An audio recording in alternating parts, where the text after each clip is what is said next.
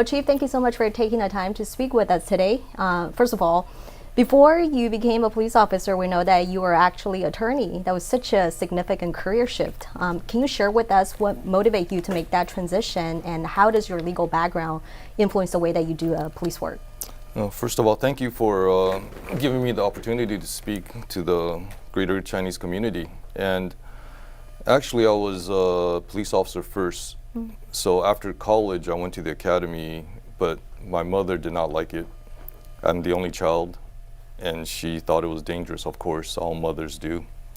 So I went to law school, became an attorney, but I've always wanted to be a police officer. So after 3 years of being an attorney and hating myself every day for not doing what I want, I told her I'm gonna give this up and go back to policing, which is what I want to do with my life. And that's the short version of it. But life is too short not to do what you believe in, and waking up every day not being happy with what you're doing with your life. Now, let's talk about some pressing issues. I want to ask you, how does crime evolve in your jurisdictions just, in the last few years? The crime, Compton is a working class neighborhood. So the experience is going to be, of course, different across other cities, which some, you got the rich cities, you got the middle class cities, you got suburbs, you got, there's a great variation. But the trends in Compton reflect the statewide and also national trends that, like for example, during COVID, when everyone was on lockdown, the increase across all areas is domestic violence, because people stayed at home. And so you have a lot more disputes, a lot more just people seeing each other all day that they didn't used to. So we saw a lot of that, and plus robberies went down because people didn't have money. A lot of people stayed home. People weren't out to be robbed. But on the flip side, because people were home all day, car thefts went up because all the cars were home. So people just started breaking into cars and stealing cars right out of the driveways. So that's common trends across that we see. But then as COVID opened up in the last few years, people came back out, and then the street fights and the robberies and all the street crime went right back up, because now all of a sudden people came back out and the opportunities are there again for the criminals to act up. So the uptick is not just to Compton, but we see this statewide, nationwide, pretty much, because people are the same pretty much everywhere. It doesn't matter, criminals are criminals. So violent crime went up, and even seasonal, like for summer, you get more street occurrence, the violent crimes, because people are out more. In winter, people stay in more, so you have less robberies, of course. And people in the summer, they get mad, it's hot, they get into fistfights more. So you see these kind of trends all the time. It's pretty constant. But the uptick, smash and grabs, people walking into retail places, just taking stuff out. I mean, I'm sure everyone knows CVS, Walmart, that kind of stuff. They walk in, grab a whole bag, and walk out. That's on the increase everywhere, and Compton's not immune to that. We have that here as well. And as well as like burglaries, people smashing windows at night when stores are closed and just breaking in and ripping off cash registers or whatever they can get from inside the store. And that's on the uptick. A lot of that is also, not localized here. So you see a lot of that statewide has been going up since 2020 for the last 4 years, steadily increasing every year, these kind of property crimes. And while violent crimes has also climbed, but not at the same rate as property crimes. Like for example, San Francisco. San Francisco's about 800,000 people. LA city, 4 million people. They're 5 times smaller. But in the 6th month of this year, San Francisco alone, like 2,300 cars got stolen in 6 months. That's almost 400 a month. That's a lot. More than 10 cars a day being stolen out there. That's crazy. Yeah. I mean, not 10 days. My math is bad, sorry. That's why I'm not an engineer. Well, considering the just the complexities of crime. How do you ensure your department remains agile, just, in adapting new challenges regardless of, political landscape? So, politics being what it is, and one of the first things they told me when I became a cop, 20-some years, long time ago. We do our job.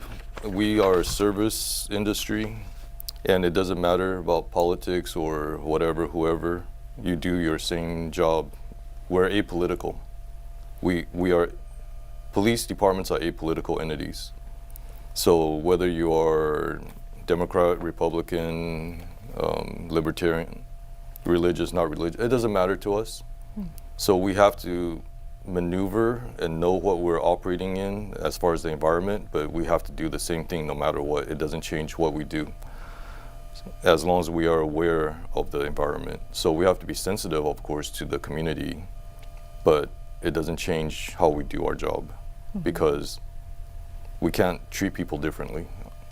If we say, oh, because of this kind of policy or political environment or this social group or whatever, no, we're not going to do this. We can't do that because that's not fair to the community.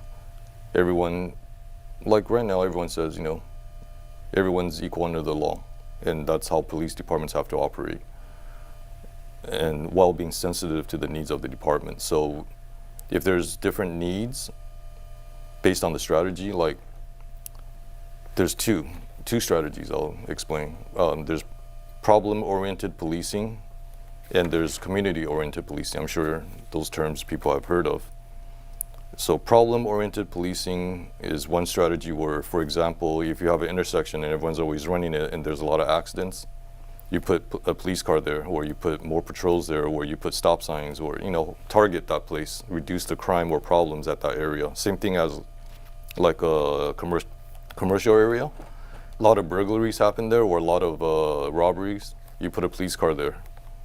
You send your detectives to follow up on which criminal organization is targeting people there. So you go after the problem and solve that problem.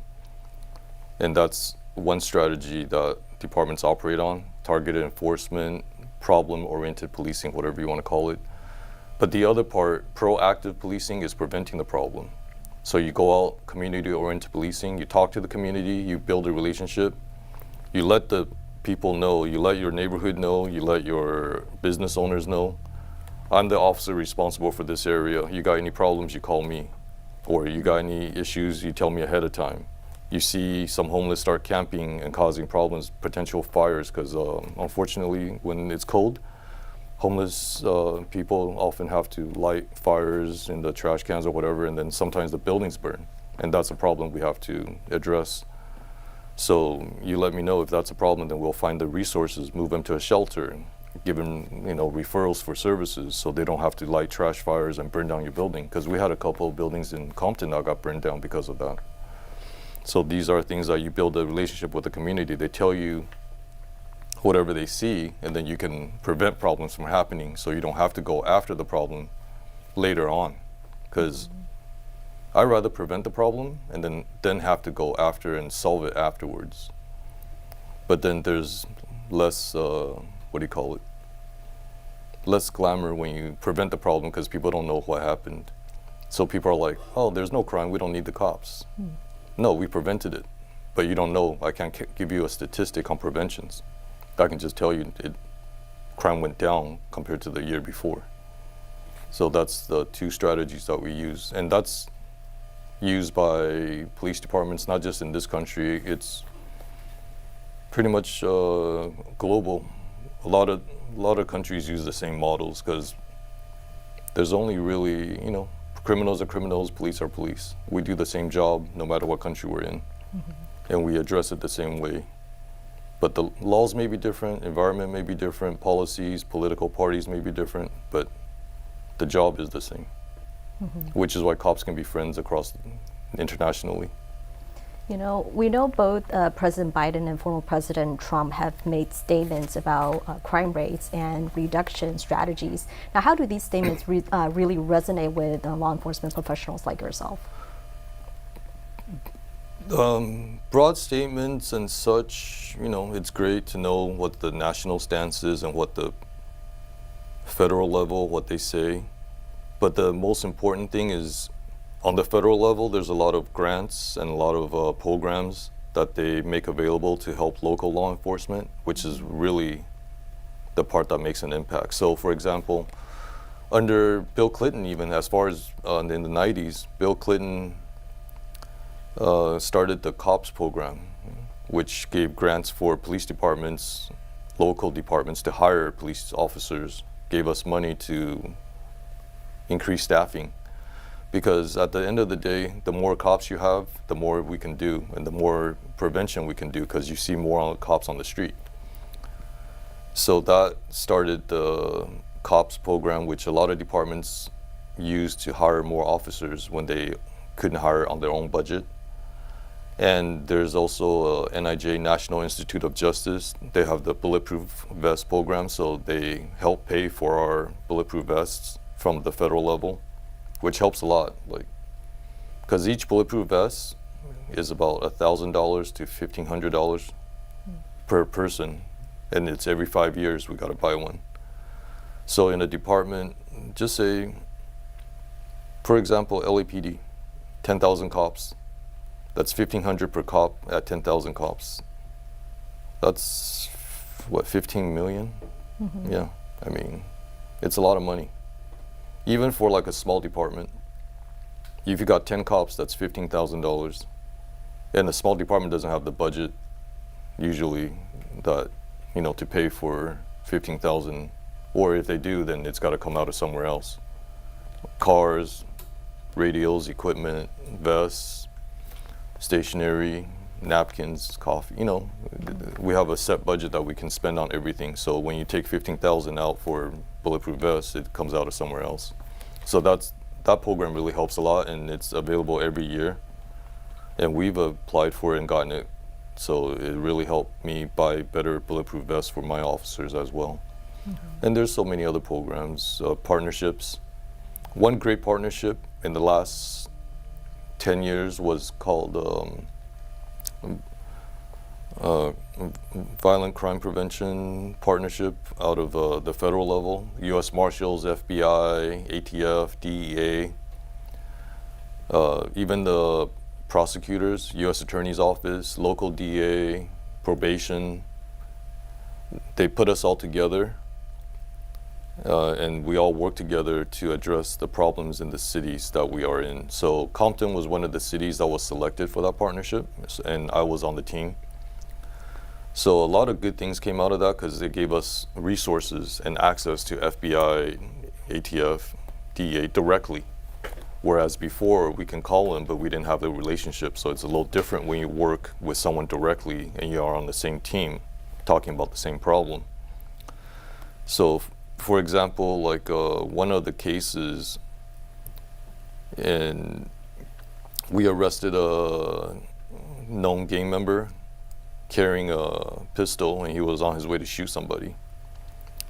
And because we had the partnership at state and federal, local level, we were able to talk to the federal agents and then also the local district attorney plus the U.S. Attorney's Office, and talk about what's the best way to go prevent, you know, to put a good case on the offender.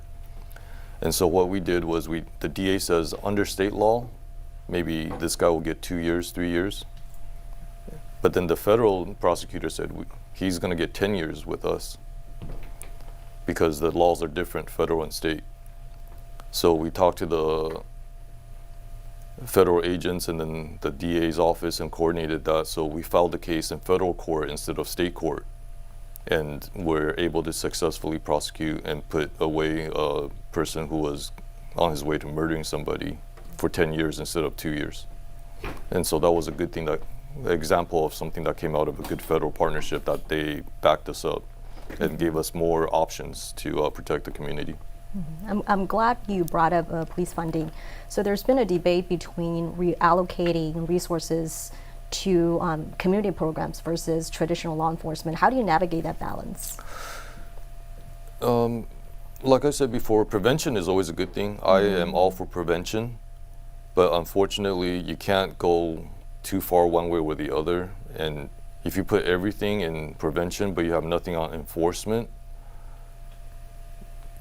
because you can't prevent 100% of it, crime. You just can't. It's reality.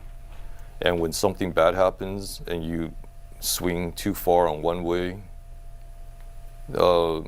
about a month ago, I think it was LA schools. There was a shooting at one of the LA school campuses, and they did not have an officer nearby because of some of the policies and politics, which I won't get into because I don't know the specifics, so I don't want to misrepresent them. But the civilians they had on site and were the resource for addressing problems could not handle it because they were not equipped or trained to handle that kind of a situation where someone had a gun and was shooting on campus. So in the end, the officers still had to come, but they had to come from off campus instead of being on campus traditionally where officers would be on a campus. So the situation was resolved, thankfully, but in an emergency situation, you don't have time to waste. You don't want to have like some of the proposals which, for example, use social workers or use civilians to do traffic stops and talk to people, or have social workers go to a call like a mentally disturbed person or domestic violence. And that's great. I understand why, but you need an officer available or with you, because if situations go violent and go bad, someone's going to get hurt. It's probably going to be the civilian that can't handle that kind of response. So I'm all for prevention, but you have to understand there is a need and there's a reason why we're here. We're not all here to arrest everybody. We don't want to arrest everybody, but on the other hand, we have to protect people as well, because you send a social worker to contact someone on a call. You think, oh, it's not a violent call. There's no danger.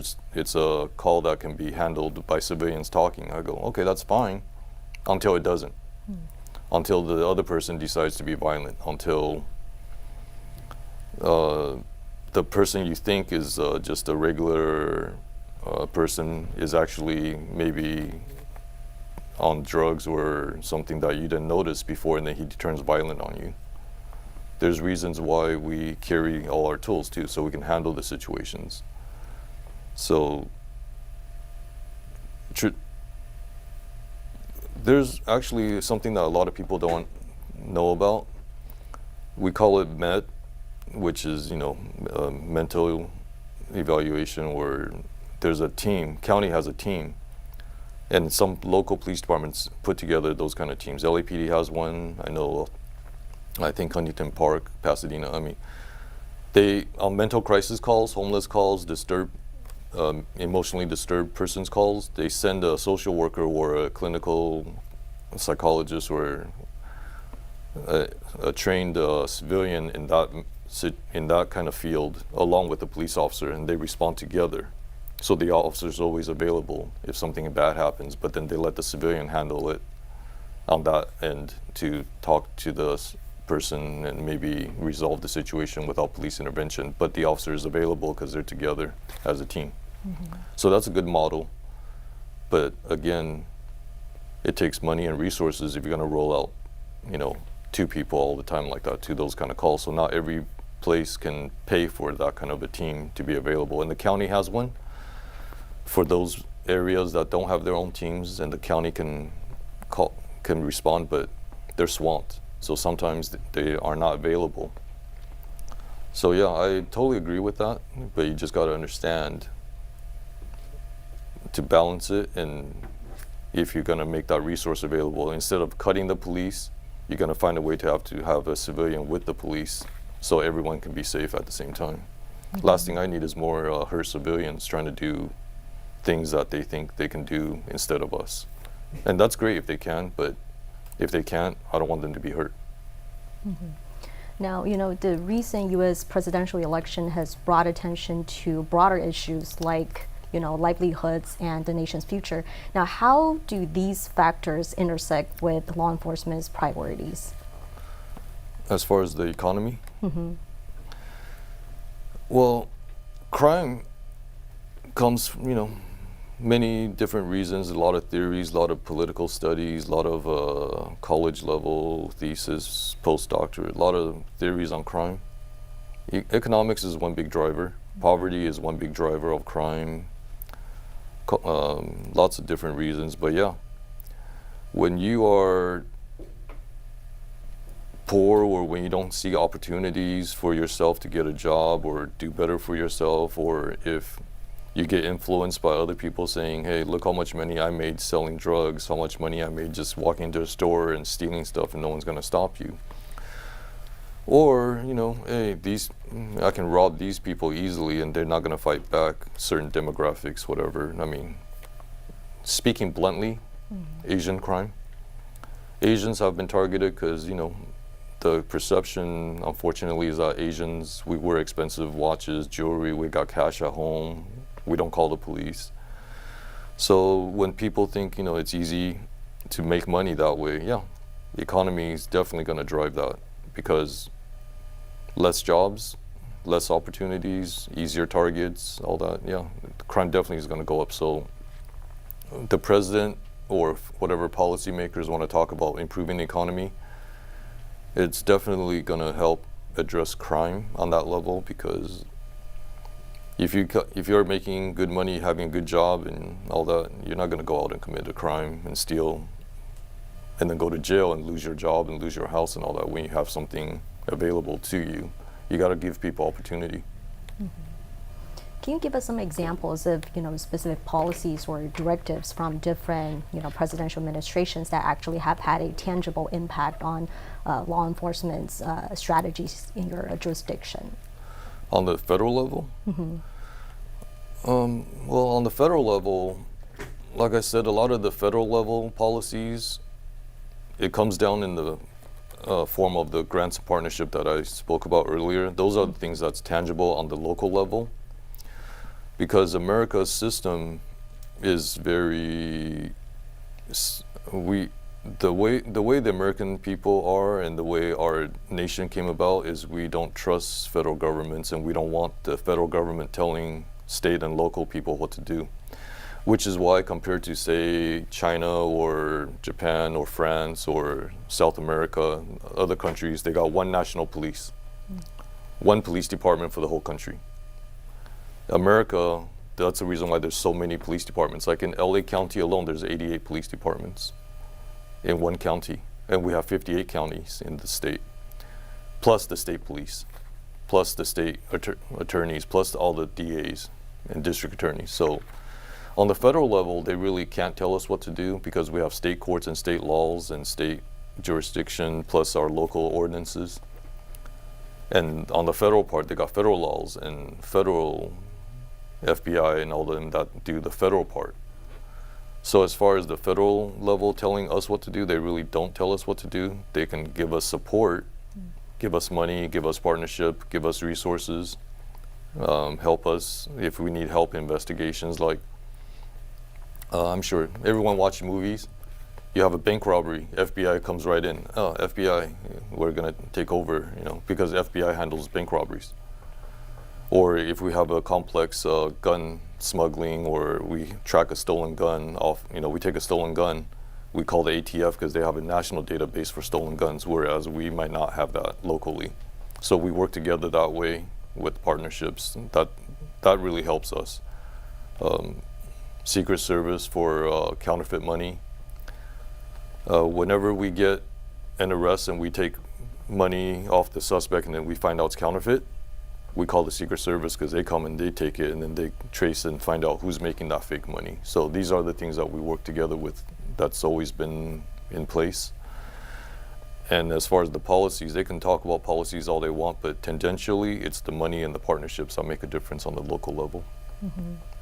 Now, with the upcoming presidential election, I'm going to ask you straight about this. Who do you believe should be elected as the next president, just, considering the implications of law enforcement and public safety? That's A tough question because, as I said, police departments are apolitical entities, and me being in uniform, I don't endorse or address one candidate versus the other.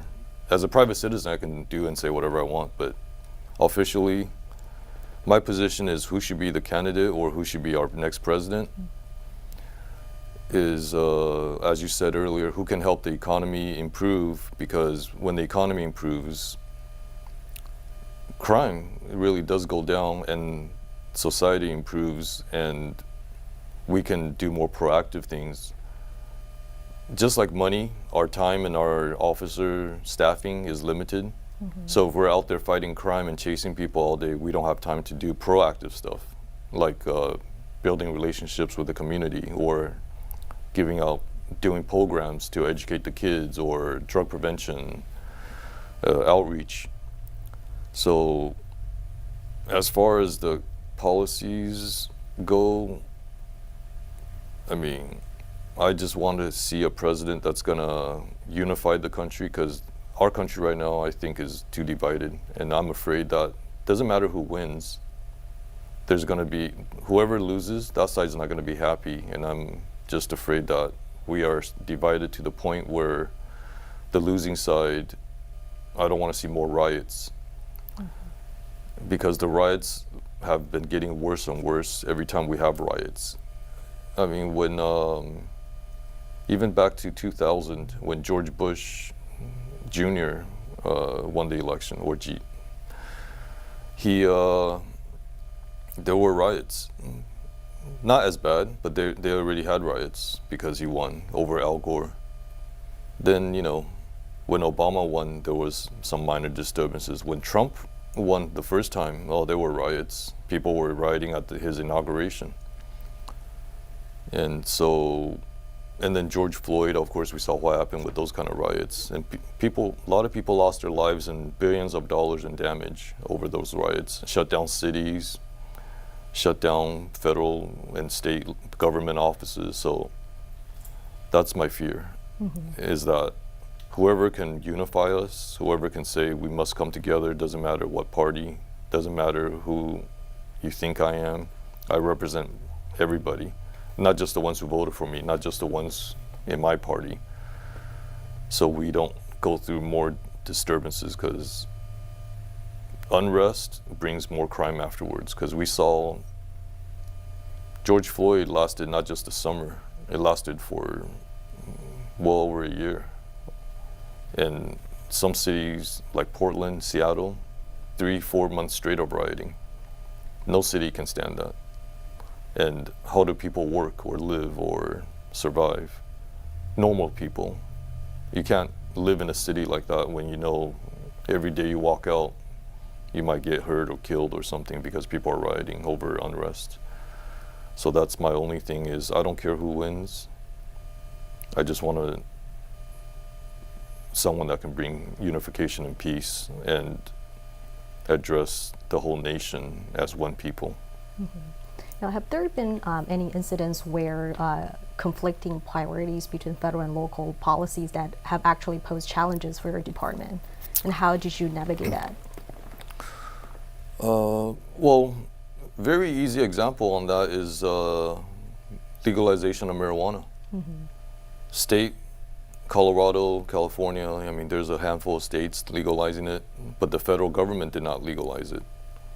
And that was a question for ever since it started. Now the federal government's looking to legalize it or change the scheduling to make it, not controlled, but there was a lot of conflict. Like, we have dispensaries, now it's legal for the state, we can't enforce it now, but the DEA can still come in and arrest people who are selling marijuana legally for the state, but not for us. And even though it's legal in the state to sell marijuana, they got all this money, but banks, because banks are under federal law, they can't take the money to the bank. So then now you got a warehouse with millions of dollars in cash sitting there because they can't put it in a bank. And then they get robbed. So then it becomes a local problem because it's a robbery locally, but it's because of a federal law or conflicting law that's creating the situation. So that's one of the biggest challenges for local and federal jurisdictions to work through. I mean, not that we don't agree with it, but it's the law. We don't make law, we don't make policy, we enforce the law. So if the state says, hey, it's legal, then we say, okay, it's legal.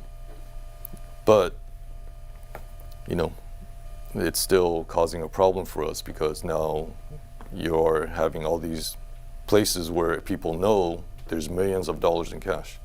Millions, literally. You go to a warehouse, I don't know if you've seen the pictures, but Long Beach, San Pedro, a lot of places with warehouses.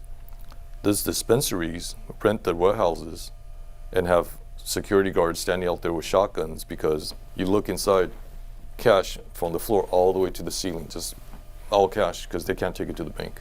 And then those places, of course, you get robberies, unfortunately, sometimes you got, I think it was a sheriff's deputy who tried to rip it off. He went in there and tried to take the cash. But it just creates these kind of opportunities for crime. Or even the dispensary. Before they can make the deposits, people just go in and rob the dispensary of their cash. So it's just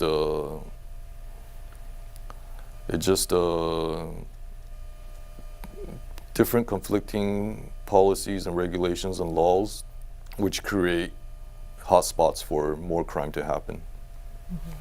I hope that kind of answers that. Or another way that, say, something conflicts, not marijuana.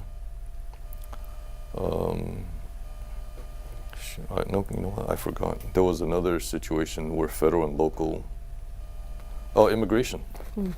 Say immigration. That's another hot issue right now. Back in the day, immigration, there was a federal section, 927G, if I recall. It's been a while. But when local police arrest somebody or contact somebody and we find out that they are illegal, we detain them and then we put them in the jail and we put a immigration hold. And back then we call ICE. Well, it wasn't ICE before, it was just INS. And the INS agents will actually come and pick up all the illegals that we detained in the jail and put an immigration hold on. And that's federal law or federal policy back then. And then eventually when the political landscape changed, it became like sanctuary cities or states that passed a law saying we're not going to cooperate with the federal authorities. And then eventually when the federal government came around, they also said, okay, the policy is still on the books, 927G or whatever it's called, I forget, but they said we're not going to enforce that section either now. But you see the fight in Texas, because Texas is saying, no, we're going to fully comply with that, and we're going to turn over, or if the federal government now, because they don't take them now because of the new president saying we're not going to ask the locals to turn over illegals to us in jails, we're going to do it ourselves. And before the federal change, I mean, we had local police departments that were told by their councils. Our city council passed a policy that our police department will not comply with the federal government even if they request for immigration holds. And that was in between the last couple of years before the federal government changed their stance and not come after local immigration holds. So when the police department arrested an illegal person back then, during those middle years, they could not put the immigration hold even though it was available to them. So that was another area where police operated in between the conflicting federal and local laws. And so now everything's changed and swung the other way. So the federal government doesn't go after that. The state pretty much don't do that. We don't do that here because my thing is I don't enforce federal law anyways. I'll cooperate with the federal government, of course. We're all working together. So if they need our cooperation, when they ask for help, I'll definitely give it to them. But if they're not going to ask for it, I'm not going to do it either. So And that was one of the issues, which gets into another issue now about the population trusting the police. You're going to have to let them know. I don't care if you're illegally in America. It doesn't matter to me. If you're a victim, I'll help you. And I'm not going to report you to INS. That's not my priority. My priority is protecting you. So we have to build that relationship. So I understand why there's both sides on why the local police do or do not do that kind of thing. Because you don't want the population to be afraid of you if you have a high percentage of illegal population in your jurisdiction. So you want them to trust you. And I've had to tell the people I've contacted before, I said, don't worry about it. I'm not here to worry about your immigration status. I'm not going to report you to INS. I need you to just tell me what happened so I can protect you. And the district attorney is not going to care. We're going to do whatever we can for you because your immigration status is not my concern. I'm not INS. I'm a police officer. My only concern is your safety. And so that's another area where, you know, there's a little conflict and some explaining and trust building you have to do, because unless I'm arresting you and put you in jail, I can't put an immigration hold on you. So if you're not a criminal, don't worry. I'm not gonna care. You're a victim, I'm gonna protect you. Doesn't affect me any. Now, if you're a criminal, that's different. I'm gonna do whatever I can to put you in jail or keep you away from the public. Mm-hmm. Well, very well. Thank you so much, Chief, for taking the time to speak with us. We appreciate your time and expertise.